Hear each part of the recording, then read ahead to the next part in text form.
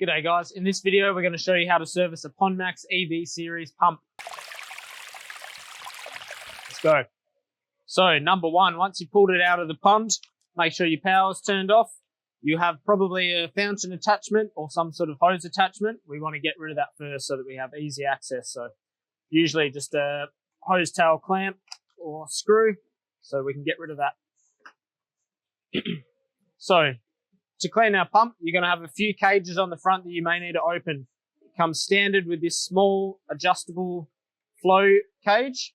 The bigger pumps will not have the flow, or you will have a larger cage with a sponge in it. Or option number 3, you may have a pre-filter sponge as well. So for the 2 cages, you want to do an anti-clockwise twist. And it should come out, you hear a bit of a click. A bottom cage, there's a little clip on the bottom which we can lift up and that'll slide straight out. It's going to give us access to our front cage here. Another anti-clockwise twist and it should come out. If it doesn't come out straight away, don't force anything, it's all plastic, so just use a little bit of restraint. We've got access to our impeller now. There may be some leaves blocked up in here, we can pick them straight out. If we do need to access the impeller further, we can slide it straight out and give this a clean. Once this has been in the water, you'll get a bit of growth and biofilm on the magnet here. You can scrape that off with your finger or a rag. You can also then clean the inside as well. Same thing, finger or rag, get rid of that, give it a rinse with a hose, and you are good to go. Now to put it back together, there's a few notches that we need to line up for our impeller. So we put that in. If it doesn't go in straight away like this, just give it a bit of a twist and a wiggle, and it should fall into place just like that. You should have a nice seal between your O-ring and the impeller casing there. Now we can put our cover back on, a few more grooves to line up. Because we're twisting it, we need to put it back to the position it was when it came off, and you should feel it click into place like that. It should be on a slight angle, and then a clockwise twist, and you should hear a bit of a click. That wasn't super loud, but it did click. Once you've done that, you can put your bottom plate back on.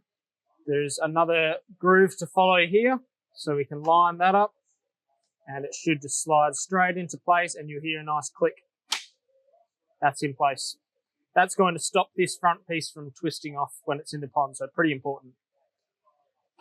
Let's use our other cage for an example. So we've got 2 more clips to line up. Same thing, we want it on a bit of an angle and twist in and hear another click.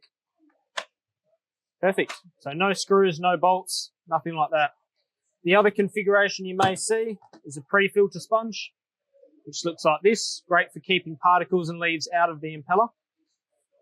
That has a center rod with a coupling on it, and that simply screws straight into the front of the pump. If you do have the larger version, you may need a reducer. 40 mils is the inlet and outlet, whereas this is a small one, so it's only smaller. So that's really easy. Screw and unscrew,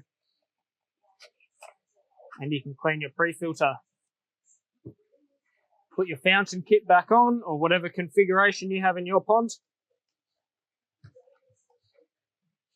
And we'll show another video on how to service these as well. You may need to take some components off, clean some leaves as well, as they can get clogged up too.